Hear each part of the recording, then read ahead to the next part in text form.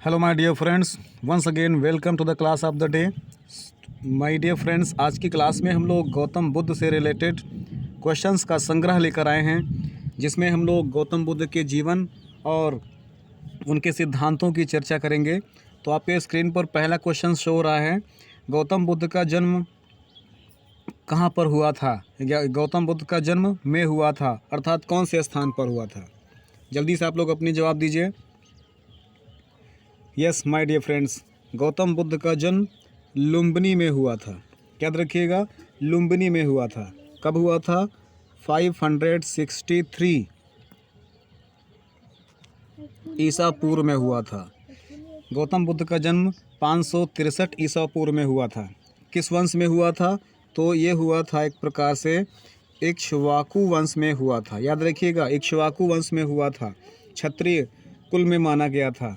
अच्छा, इनकी माता का नाम बताइए। इनकी माता का नाम था महामाया। याद रखिएगा, इनकी माता जी का नाम था महामाया। ठीक है ना। चलिए, इनकी पत्नी का नाम बताइए। इनकी पत्नी का नाम था यशोधरा। इनकी पत्नी का नाम था यशोधरा। तो इतना क्वेश्चन पर्याप्त है इसके लिए। चलिए अगले क्वेश्चन की तरफ बढ़ते हैं। क्वेश्चन नंबर 2 ध्यान से समझिएगा। क्वेश्चन नंबर 2 कहता है, बुद्ध शब्द का तात्पर्य क्या है? बुद्ध शब्द का क्या तात्पर्य होता है, बताइए। बुद्ध शब्द से क्या समझते हैं आप? यस एग्जैक्टली, बुद्ध शब्द ये जो है एक ज्ञान संपन्न व्यक्ति के लिए होता है। बुद्ध का मतलब ज्ञान से, अर्थात एक ज्ञान संपन्न व्यक्ति को ही बुद्ध कहा जाता है। चलिए क्वेश्चन नंबर 3 की तरफ बढ़ते हैं। ध्यान समझिए, क्वेश्चन नंबर 3 क्या कहता है। क्वेश्चन नंबर 3 कहता है, गौतम बुद्ध की मृत्यु कहाँ हुई थी, बताइए। गौतम बुद्ध की मृत्यु कहाँ हुई थी? हाँ, गौतम बुद्ध की मृत्यु कुशीनगर में हुई थी। और कुशीनगर में कहाँ पे हुई थी? एक प्रकार से ये जो है उत्तर प्रदेश के देवरिया ज़िले में लगभग 28 किलोमीटर की दूरी पर कुशीनगर स्थित है। याद रखिएगा। हाँ, चलिए अच्छा, और आगे बढ़ते हैं। इनकी मृत्यु किस सन में हुई थी? इनकी ईस्वी पूर्व में हुई थी। एक प्रकार से 483 ईसा पूर्व में हुई थी। कितने वर्ष की उम्र में इनकी मृत्यु हुई थी? ये 80 वर्ष के थे, 80 वर्ष के थे। 80 वर्ष की अवस्था में इनकी मृत्यु हुई थी। चलिए, इनकी मृत्यु को क्या कहा गया था? महापरिनिर्वाण कहा गया था। याद रखिएगा, क्या कहा गया था? महापरिनिर्वाण। महापरिनिर्वाण कहा गया था। जो अन्य होते हैं उनका निर्वाण होता है, लेकिन इनका महापरिनिर्वाण हुआ था। चलिए अच्छा, अगले क्वेश्चन की तरफ बढ़ते हैं। क्वेश्चन नंबर 4 बताइएगा। क्वेश्चन नंबर 4 कहता है, गौतम बुद्ध के संबंध में सभी सही हैं सिवाय एक के। कौन सा गलत है इसमें से? कौन सा ऑप्शन गलत है, बताइए आप लोग। कौन सा ऑप्शन गलत है, बताएंगे।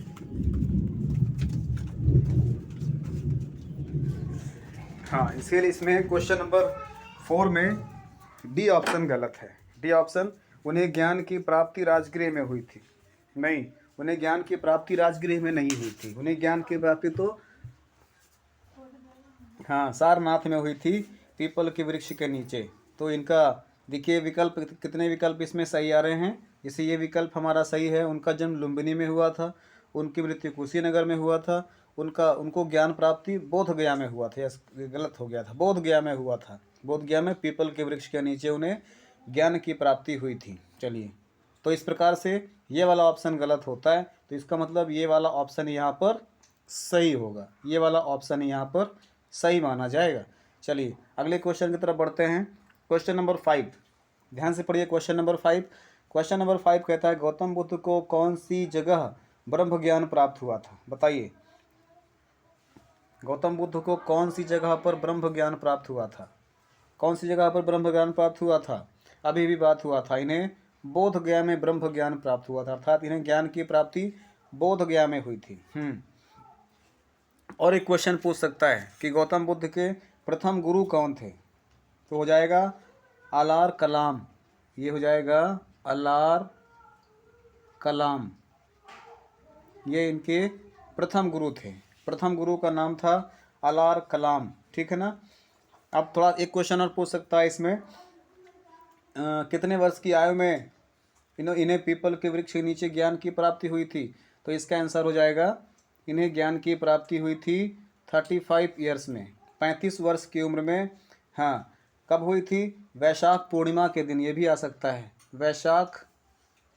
वैशाख पूर्णिमा के दिन इन्हें ज्ञान की प्राप्ति हुई थी, ठीक है ना। तो इससे संबंधित क्वेश्चन आप लोग याद रखिएगा। और इसी के बाद इनका नया नाम जो पड़ा था, इनका पहले गौतम बुद्ध था ना, इनका एक पहले नाम गौतम था, लेकिन पहले नाम सिद्धार्थ था, सॉरी, पहले इनका नाम सिद्धार्थ था और ज्ञान प्राप्ति के बाद इनका नाम हो गया था गौतम बुद्ध, ठीक है ना। चलिए आगे बढ़ते हैं। क्वेश्चन नंबर 6, क्वेश्चन नंबर 6 को ध्यान से समझिए। क्वेश्चन नंबर 6 कहता है जातक पवित्र ग्रंथ है। जातक पवित्र ग्रंथ है किसका? हाँ, ये तो निश्चित रूप से जातक बौद्धों का पवित्र ग्रंथ है। जातक, या ये, इसको हम जातक भी कहते हैं, इसको हम जातक पाली कहते हैं, इसको हम जातक कथाओं के नाम से भी जानते हैं, याद रखिएगा। हाँ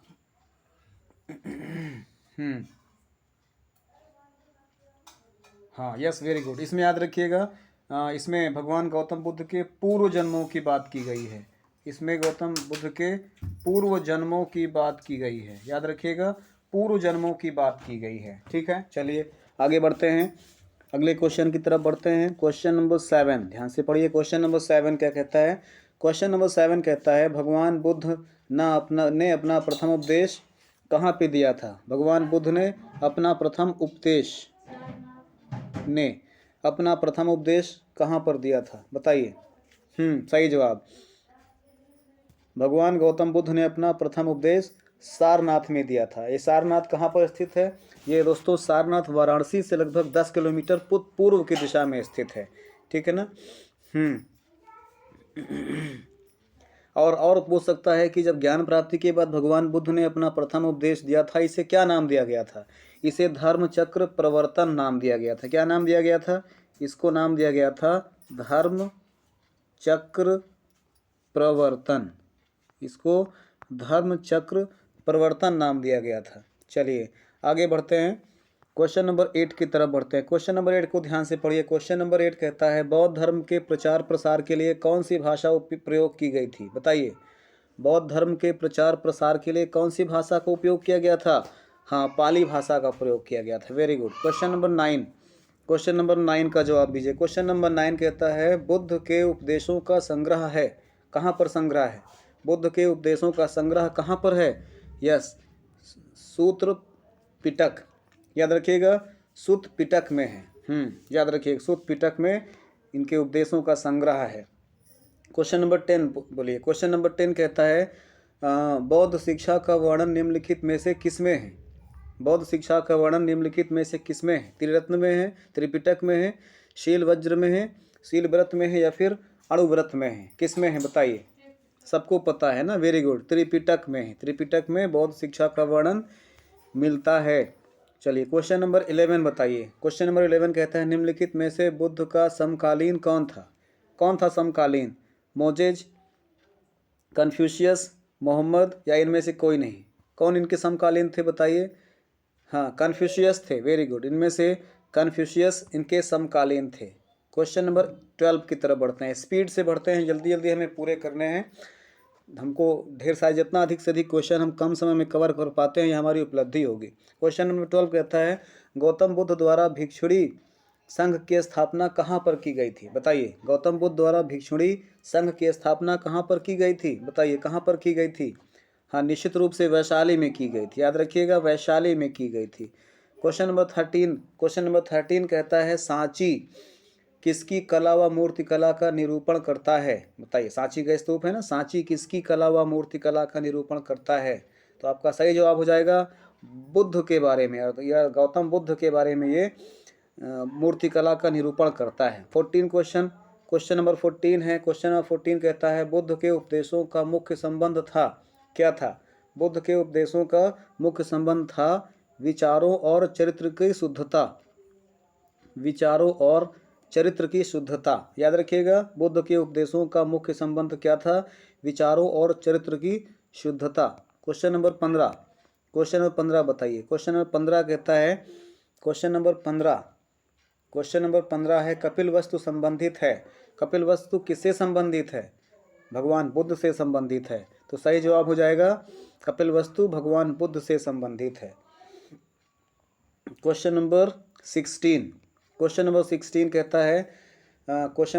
कहता है चतुर्थ बौद्ध सम्मेलन किसके शासन काल में हुआ था?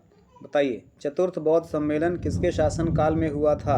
अका अक अल पक, ये शॉर्टकट किस दिन मैं आपको समझाऊंगा अलग सी वीडियो बना करके। तो ये हुआ था कनिष्क के समय में, याद रखिएगा, कनिष्क के समय में चतुर्थ बौद्ध सम्मेलन हुआ था। इसकी डिटेल में मैं आपको बताऊंगा, अल पक और अका अक करके है, मैं आपको डिटेल में बताऊंगा अलग से वीडियो बना करके, इसी के बाद में बना लूँगा। चलिए हम लोग बात करते हैं क्वेश्चन नंबर, हाँ थोड़ा सा और कनिष्क के बारे, चलिए थोड़ा सा बात कर लेते हैं। अच्छा, कनिष्क के बारे में आपने कहा ना, कनिष्क के बारे में थोड़ा सा और डिटेल में बात करें। चतुर्थ बौद्ध सम्मेलन किसके शासन काल में हुआ था? निश्चित रूप से कनिष्क के शासन काल में हुआ था। और ये कनिष्क कौन से वंश के राजा थे? ये कुषाण वंश के राजा थे। क्या? ये कुषाण वंश के राजा थे। और कब इसका आयोजन किया गया था? ये 72 एडी, 72 एडी में इसका ईसवी सन होता है इसका मतलब, ठीक है ना। अब इसमें इसके डिप्टी कौन थे? अश्वघोष इसके डिप्टी थे, याद रखिएगा, अश्वघोष इसके डिप्टी थे या इसके अध्यक्ष से कह सकते हैं। और याद रखिएगा, इस परिषद में बौद्ध धर्म को 2 संप्रदायों में विभाजित कर दिया गया था। कौन कौन से 2 संप्रदाय थे? एक था हीनयान, एक था महायान। एक था हीनयान और दूसरा था महायान। तो दोस्तों ये था आपका, ये कनिष्क इसका सही ऑप्शन है। इस प्रकार से ये चौथे बौद्ध सम्मेलन का आयोजन किया गया था यहाँ पर। चलिए आगे बढ़ते हैं हम लोग, क्वेश्चन नंबर 17 की बात करते हैं। क्वेश्चन नंबर 17 कहता है बौद्ध धर्म से संबद्ध अर्धगोलाकार अंत्येष्टि संबंधी टीले को क्या कहते हैं?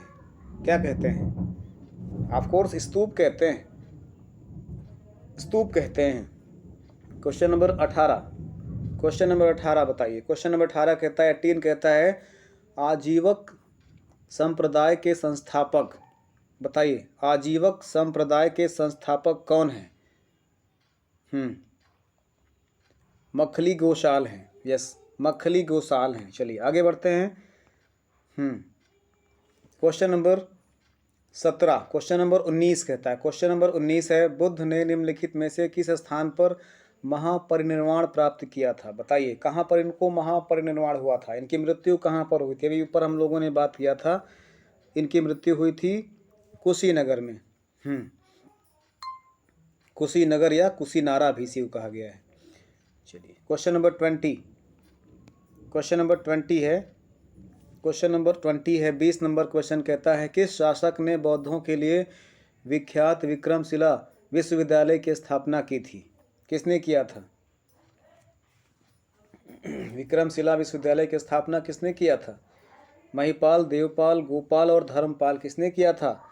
निश्चित रूप से धर्मपाल ने किया था।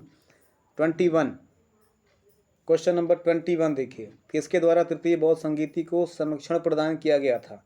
अर्थात तीसरी बौद्ध संगीति किसके शासनकाल में आयोजित की गई थी? अशोक के शासनकाल में आयोजित की गई थी। तीसरी बौद्ध संगीति अशोक के शासनकाल में, चौथी कनिष्क के शासनकाल में।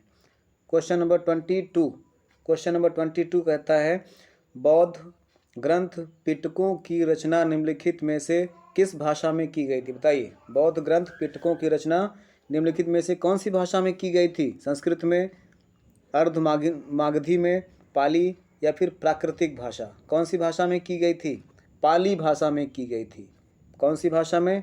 त्रिपिटकों की या बौद्ध ग्रंथ से संबंधित पिटकों की रचना पाली भाषा में की गई थी।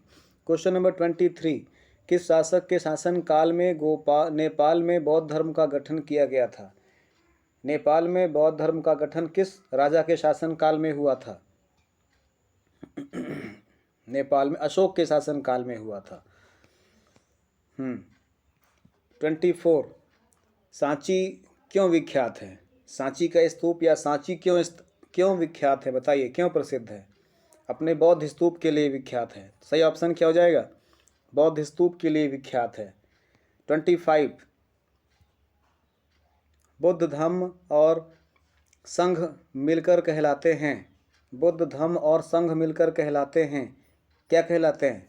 3 हो गए ना, बुद्ध धम्म और संघ मिलकर के त्रिरत्न कहलाते हैं। त्रिरत्न is right answer. Question number 26 की बात करते हैं। क्वेश्चन नंबर 26 कहता है नालंदा विश्वविद्यालय किस लिए विश्व प्रसिद्ध था?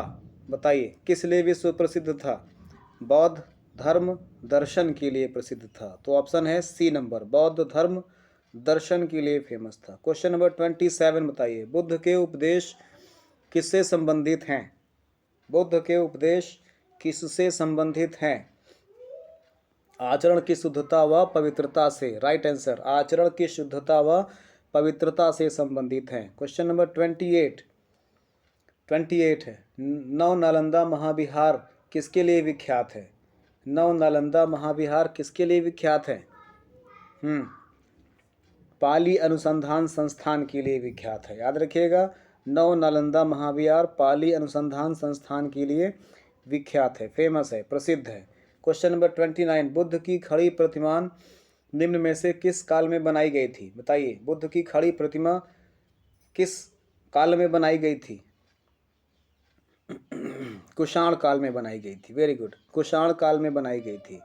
अगर आपको वीडियो पसंद आ रहा है, क्वेश्चन आपको लग रहे हैं कि हाँ क्वेश्चन का कलेक्शन बहुत अच्छा है, तो वीडियो को लाइक ज़रूर करें। अगर आप वीडियो को पहली बार देख रहे हैं, चैनल को सब्सक्राइब नहीं किए हैं, तो चैनल को सब्सक्राइब करें जिससे कि आने वाली वीडियोस का नोटिफिकेशन आप तक मिलता रहे। दोस्तों आगे बढ़ते हैं। क्वेश्चन नंबर 30 है, अष्टांग मार्ग की संकल्पना अंग है। अष्टांग मार्ग की संकल्पना किसका अंग है? बताइए।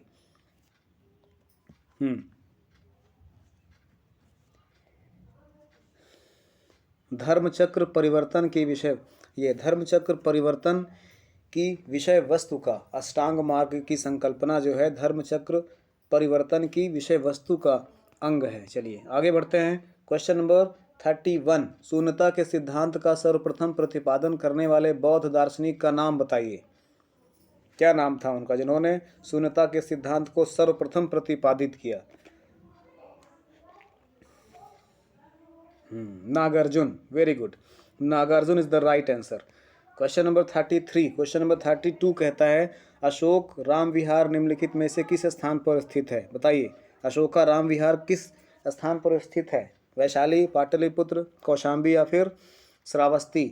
पाटलिपुत्र में स्थित है। Right answer, very good.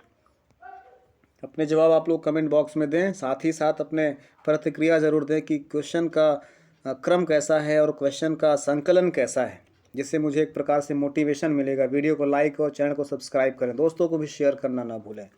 आगे बढ़ते हैं। 33, निम्नलिखित में से किस राजा के एक अभिलेख से सूचना मिलती है कि शाक्य मुनि बुद्ध का जन्म लुम्बिनी में हुआ था? बताइए।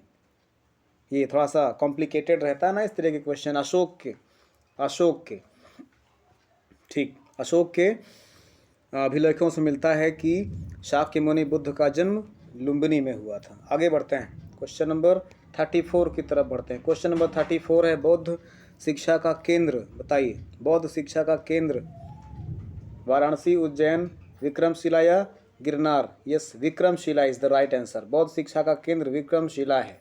34, क्वेश्चन नंबर 35 की तरफ बढ़ते हैं। क्वेश्चन नंबर 35 कहता है बुद्ध के गृह त्याग का प्रतीक है। क्या प्रतीक है? बुद्ध के गृह त्याग का प्रतीक है घोड़ा, हाथी, बैल या फिर भेड़? बताइए। घोड़ा है इसका प्रतीक, घोड़ा इसका प्रतीक माना। याद रखिएगा, बुद्ध के गृह त्याग का प्रतीक घोड़ा है। Option number is right answer. Question number 36, Buddha Kaushambi किसके राज्यकाल में आए थे? किसके राज्यकाल में भगवान बुद्ध कौशाम्बी आए थे? मोस्ट इंपॉर्टेंट क्वेश्चन, बताइए। किसके राज्यकाल में भगवान गौतम बुद्ध कौशाम्बी आए थे? उदयन के राज्य में। क्या उदयन या उदयन के राज्य में कौशाम्बी आए थे? 37, संसार अस्थिर और क्षणिक है, संसार अस्थिर और क्षणिक है का संबंध निम्नलिखित में से किस धर्म से है? बताइए। संसार अस्थिर और क्षणिक है, यह संबंध किस धर्म से है? बौद्ध धर्म से संबंधित है। राइट आंसर, बौद्ध धर्म से संबंधित है। आगे बढ़ते हैं। क्वेश्चन नंबर 38, महात्मा बुद्ध का महापरिनिर्वाण किसके गणतंत्र में हुआ था? महात्मा बुद्ध का महापरिनिर्वाण किसके गणतंत्र में हुआ था? बताइए। मल्लों के। करेक्ट आंसर, मल्लो। This is the right answer, मल्लो इज द राइट आंसर।